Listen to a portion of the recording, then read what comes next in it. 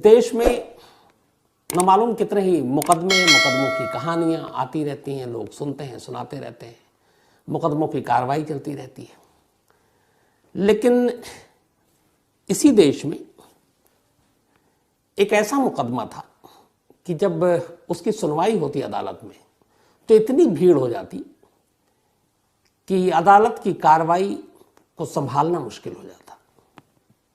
आमतौर पर कोई भी हाई प्रोफाइल केस होता है तो अदालत में भीड़ होती है, बहुत सारे लोगों की दिलचस्पी होती है, लेकिन ये केस बिल्कुल अजीब है।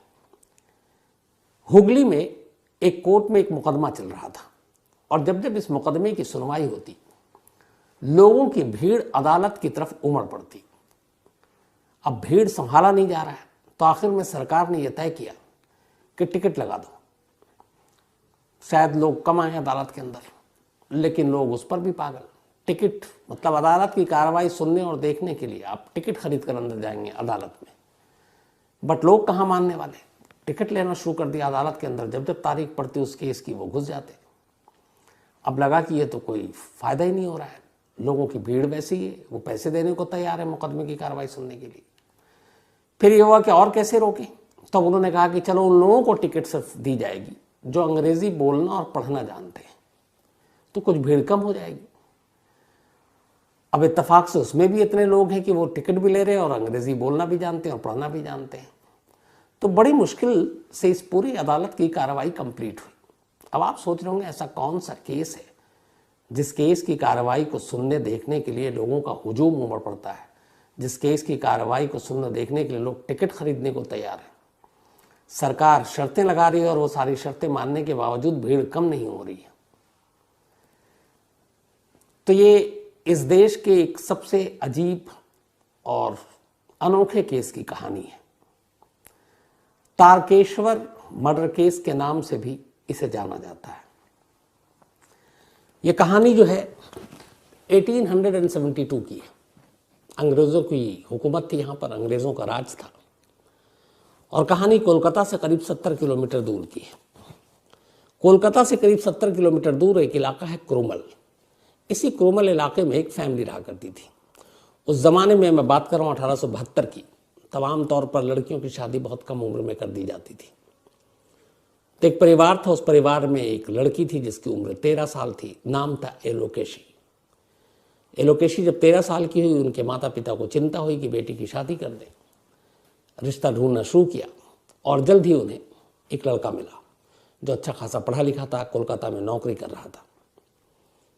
उसका नाम था नोबीन चंद। नोबीन चंद्र उस वक्त की मिलिट्री प्रेस में नौकरी किया करता था। लड़का ठीक ठाक ख़ानदान से था, नौकरी पेशा था। तो एलोकेशी के माँ बाप को लगा कि रिश्ता ठीक है, उन दोनों की शादी कर दी गई। एलोकेशी भी देखने में बहुत खूबसूरत थी। अब नोबीन चंद्र और एलोकेशी दोनों खुशी खुशी रहने लगे। लेकिन इसी दौरान में अब चूँकि कोलकाता से 70 किलोमीटर दूर अब वो नौकरी पर रहता, शादी हो गई, लेकिन अब एलोकेशी की उम्र ही क्या थी, 13-14 साल। तो उसे लगा कि वो ड्यूटी पे जाएगा, एलोकेशी घर पे कैसे अकेले रहेगी पूरे दिन। तो उसे चिंता हुई। फिर उसने कहा कि एक काम करो, तुम अपने माँ बाप के घर पर रहो और बीच बीच में मैं तुमसे मिलने आया करूँगा। तब उसने एलोकेशी को क्रोमूल में उसके माँ बाप के घर छोड़ दिया और जिस दिन छुट्टी होती वो पहुँच जाता गाँव। 70 किलोमीटर दूर था कोलकाता से, और तब यह कलकत्ता हुआ करता था। मियाँ बीवी मिलते, फिर वो नौकरी पे आ जाता। इस सिलसिला चलता रहा, वक्त बीतता रहा। साल भर हो गए शादी को, साल भर से ऊपर हो गया। 1873 का साल आ गया, 1873। एलोकेशी और नोबीन चंद दोनों खुश थे, लेकिन बस एक दुख था और वो ये कि इनकी कोई औलाद नहीं हो रही थी। अब हालांकि उम्र के हिसाब से उस वक्त देखें एलोकेशी की उम्र 14 या 15 साल, लेकिन यह है कि उस ज़माने में यही रिवाज था। तब कोई औलाद नहीं हो रहा, दोनों बड़े दुखी, घर वाले भी इधर परेशान कि शादी को इतना वक्त हो गया, साल भर से ऊपर हो गया, कोई औलाद नहीं है। अब लोगों ने अलग अलग राय देना शुरू किया। इत्तेफाक से वहीं पर इसी क्रोमल के पास तारकेश्वर में एक मंदिर था। ये शिव जी का मंदिर हुआ करता था और कहते हैं कि ये मंदिर 1729 में बना था। और इस मंदिर के जो महंत थे, जो मुख्य पुजारी थे, महेंद्र माधव चंद, उनके बारे में यह था कि बहुत सिद्धि प्राप्त ये महंत हैं और ख़ास तौर पर बांझपन यानी कि जिन औरतों को बच्चे नहीं हो रहे उनका ये इलाज बहुत अच्छा किया करते थे। तो एक नाम था, दूर दूर से लोग इस तारकेश्वर मंदिर में आया करते थे और महंत माधवचंद से मिला करते थे। बहुत सारे लोगों की मन्नतें पूरी होती, बहुत सारे लोगों की सूनी गोदें भर जाती। तो ये दूर दूर तक इस मंदिर और इस महंत का नाम था। आखिरकार एलोकेशी के माँ बाप ने भी तय किया कि शादी के बाद भी बच्चा हो नहीं रहा, तो चलो उस तारकेश्वर के मंदिर में ले जाते हैं। तारकेश्वर के मंदिर में ले गए महंत माधवचंद के पास। अब इधर नोबीचंद जो है कोलकाता में नौकरी कर रहा है, बीच बीच में मिलने के लिए आ रहा है। अब इसी मंदिर में आने जाने के दौरान माधवचंद एलोकेशी की खूबसूरती पर फिदा हो जाता है और उसे एलोकेशी से प्यार हो जाता है। इधर धीरे धीरे एलोकेशी भी जो है माधव के साथ घुल मिल जाती है और फिर वो भी माधव के करीब पहुंच जाती है, उसे भी माधव से प्यार हो जाता है, महंत से। अब एलोकेशी शादीशुदा एक औरत है, इधर महंत माधवचंद है, उसकी अपनी एक पहुंच है।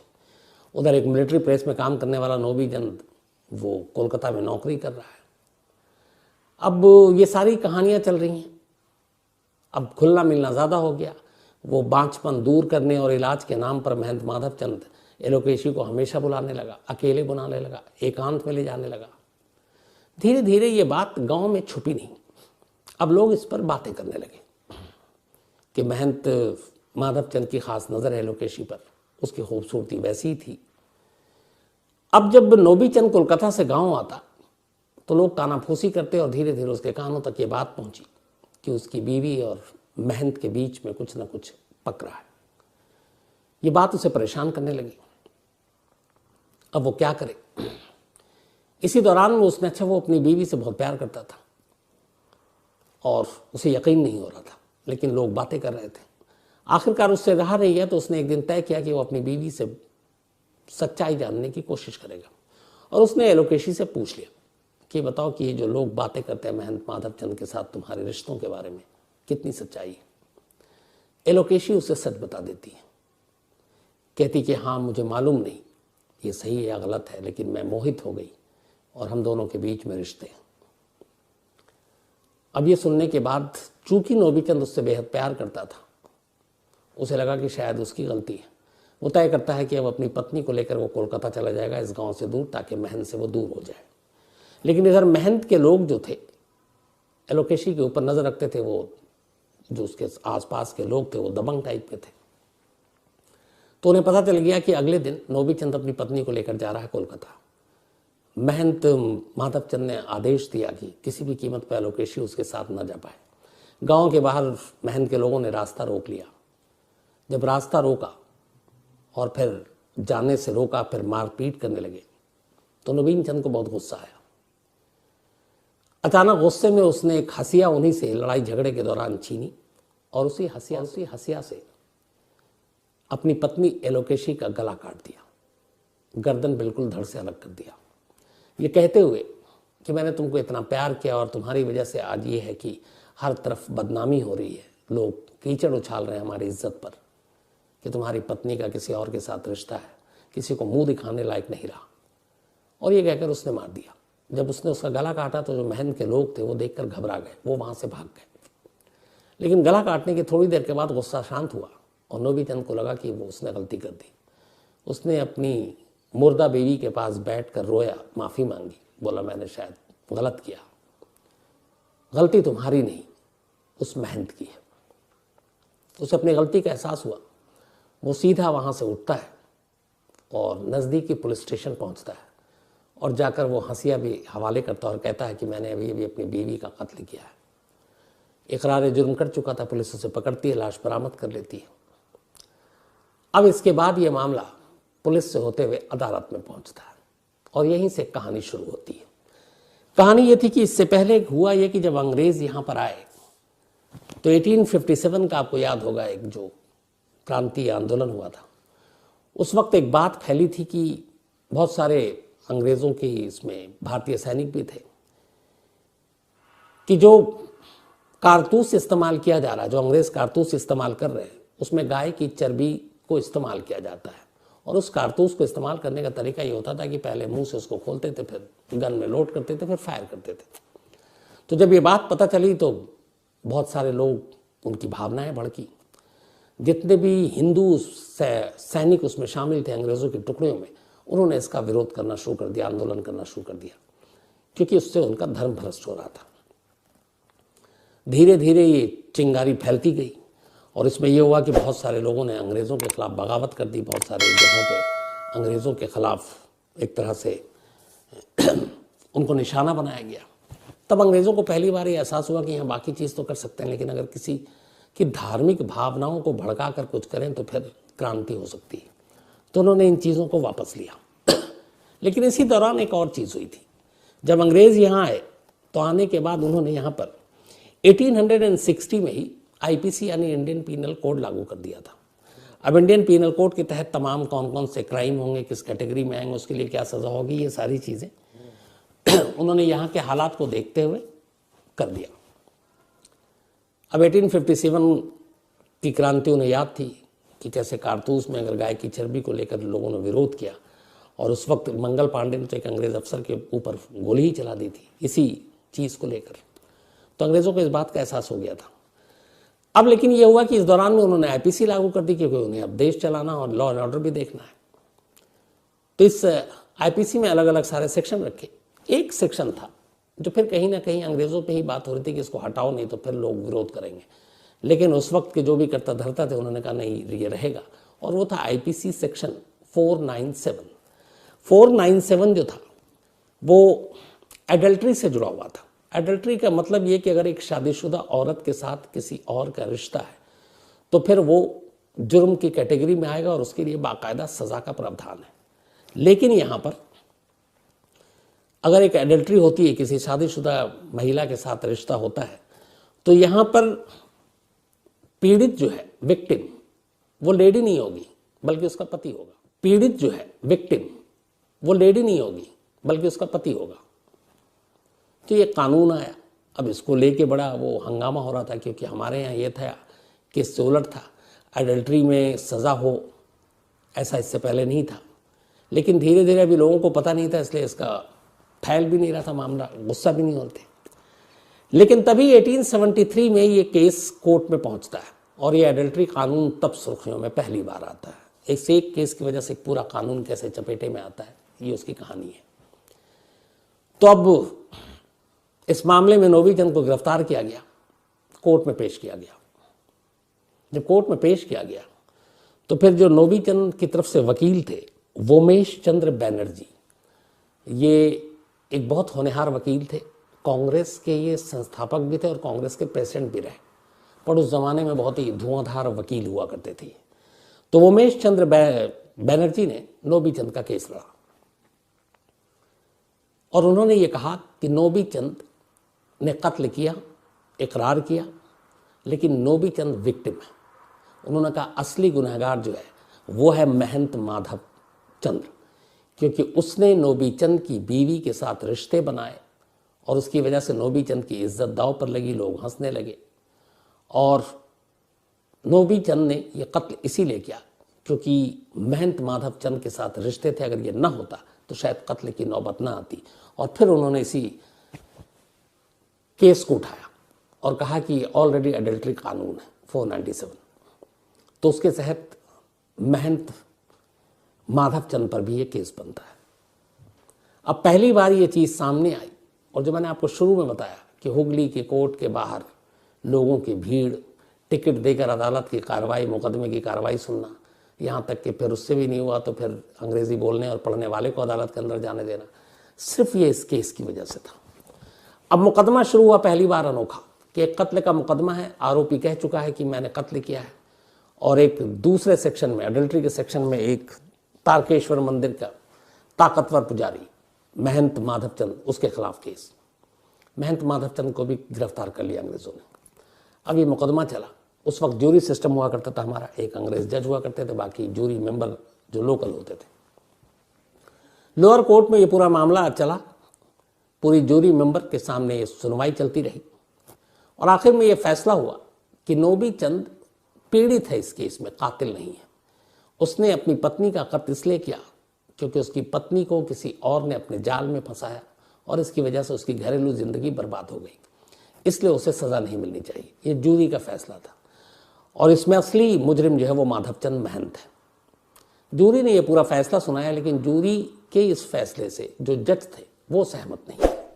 उन्होंने कहा नहीं, एक शख्स ने कत्ल की बात कबूल की थी, उसको छोड़ा नहीं जा सकता। तो जूरी के मेंबर के जो फैसले के खिलाफ उस जज ने इसे रेफर कर दिया हाई कोर्ट में कि हाई कोर्ट इसकी सुनवाई करेगी। अब मामला हाई कोर्ट में चला गया। जब मामला हाई कोर्ट में गया, वहाँ सुनवाई हुई। जब सुनवाई हुई उसके बाद फिर से ये सारी चीज़ें आई, लेकिन हाई कोर्ट ने बाकी चीज़ों को दरकिनार कर जिस तरीके से ये कत्ल हुआ था, नोबीचंद को उम्र कैद की सज़ा सुना दी और महंत माधवचंद को 3 साल कैद की सज़ा। अब इस पूरे केस को उस वक्त के अखबारों में भी छापा जा रहा था, मीडिया की उस वक्त भी नज़र थी और ये केस तारकेश्वर मर्डर केस के नाम से एक तरह से मशहूर हो चुका था। इधर एक तरफ अडल्ट्री के कानून और दूसरी तरफ ये कि एक पति जिसकी पत्नी का किसी और के साथ रिलेशन था, उसने ये कत्ल मजबूरी में किया और ये भी कि भागा नहीं, खुद पुलिस के पास गया। लोगों की धीरे धीरे हमदर्दी नोबीचंद की तरफ होती जा रही थी। जब हाईकोर्ट का यह फैसला आया उम्र कैद का, लोगों में गुस्सा हो गया। इसके बाद अब लोगों ने एक मुहिम चलाई। करीब 10,000 लोगों ने एक सिग्नेचर कैंपेन चलाया, हस्ताक्षर अभियान, नोबीचंद की हक में। और उसके बाद ये सारी चीज़ें करते हुए बड़े बड़े अंग्रेज़ अफसर और गवर्नर तक ये सारी बातें कही और कहा गया कि एक जिसकी वजह से ये कत्ल हुआ उसे सिर्फ 3 साल, और जिसकी वजह से एक की परिवार पूरी उसकी पारिवारिक ज़िंदगी तबाह हो गई, उसे उम्र कैद। ये गलत है। नोबीचंद न कोई क्रिमिनल है, न पेशेवर मुजरिम है, बल्कि उसने इज्जत की खातिर यह कत्ल किया। तो ये फैसला गलत है। अब जब इतने सारे लोगों, 10,000 से ज़्यादा लोगों के हस्ताक्षर अभियान और ये सारी चीज़ें गई, हाईकोर्ट को तब पहली बार लगा कि अगर लोगों की भावनाओं के साथ वो नहीं गया और अंग्रेज़ अफसरों को लगा, तो फिर वो जो बंदूक और गाय की चर्बी वाली कारतूस की जो बात थी, वैसी ही बगावत, विद्रोह और क्रांति फिर हो सकती है, और ख़ास तौर पर इस एडल्ट्री कानून को लेकर, क्योंकि ये उसमें सुर्खियों में था। तो अंग्रेज़ अफसरों की, उस वक्त के कर्ता धर्ताओं की रिपोर्ट गई कोर्ट के पास कि इस मामले में नोबीचंद को अगर सख्त सज़ा दी गई और बरकरार रही तो यह गलत होगा। इसी के बाद अंग्रेज़ी शासन की सहमति से फिर कोर्ट ने 1875 में, करीब 3 साल रह चुका था तब तक नोबीचंद जेल में, उसे रिहा कर दिया। और रिहाई के बाद इसी दौरान में जो महंत था उसे भी रिहा कर दिया गया। रिहाई के बाद नोबीचंद वहाँ से निकलकर कहीं और चला गया, उसके बारे में फिर कुछ पता नहीं। जबकि जो महेंद्र दास जो महंत, रिहाई के बाद वो वापस उसी तारकेश्वर मंदिर में आता है और फिर से महंतगिरी का अपना काम शुरू कर देता है। ये वो केस था जिसने कई चीज़ें एक साथ पलट दी थी। हालांकि इसके बाद फिर अंग्रेज़ों ने इस एडल्ट्री कानून में ये एक संशोधन किया, और वो ये कि इस कानून के तहत सज़ा नहीं मिलेगी और ये क्रिमिनल केस नहीं होगा, बल्कि ये एक सिविल मैटर होगा। ये चलता रहा। बाद में फिर ये सारी चीज़ें जब ऐसे कोई केस आता तो इसको एक नज़ीर के तौर पर भी इस्तेमाल किया जाने लगा। लेकिन एडल्ट्री लॉ जो है वो हमारे यहाँ बरकरार रहा। 2018 में सुप्रीम कोर्ट की 5 जजों की एक बेंच बैठी और इन 5 जजों की बेंच ने इस कानून के ऊपर बाकायदा चर्चा किया और ये कहा कि समानता के अधिकार के खिलाफ है ये कानून, इक्वलिटी के आधार के खिलाफ है। क्योंकि अगर एडल्ट्री में एक शादीशुदा महिला का अगर किसी के साथ रिलेशन है तो सिर्फ एक को सज़ा और दूसरे को छोड़ देना, ये फिर समानता कहाँ है। तो जुर्म में दोनों बराबर के शरीक हैं, जिसके साथ रिश्ता है और जिसने रिश्ता बनाया है। तो इसीलिए, और दूसरा इसमें ये भी था कि अंग्रेज़ उस वक्त एडल्ट्री के आधार पर, अंग्रेज़ों में ये कानून था वहाँ इंग्लैंड में कि एक अगर वो साबित कर दें कि किसी की पत्नी या पति का किसी और के साथ रिलेशन है तो डिवोर्स के लिए एक बहुत मजबूत आधार बन जाता था। तो इसका जनरली यूज़ लोग, वहाँ सज़ा तो मिलती नहीं थी, डिवोर्स लेने के लिए एडल्ट्री लॉ का इस्तेमाल किया करते थे। सुप्रीम कोर्ट ने इस चीज़ में ये जब मांग की कि एडल्ट्री के आधार पर तलाक की जो मांग की जा सकती है, तो उसको भी सुप्रीम कोर्ट ने मना कर दिया और कहा कि इस मामले में कानून सज़ा नहीं दी जा सकती एडल्ट्री को लेकर, और इससे ख़ास तौर पर पुरुषों को राहत मिली, जो 2018 की बात थी। तो सुप्रीम कोर्ट ने फिर इसमें सज़ा की बात को एक तरह से हटा दिया। तो एक कानून, एक शख्स, उसकी बीवी और एक महंत, तारकेश्वर मर्डर केस की ये थी।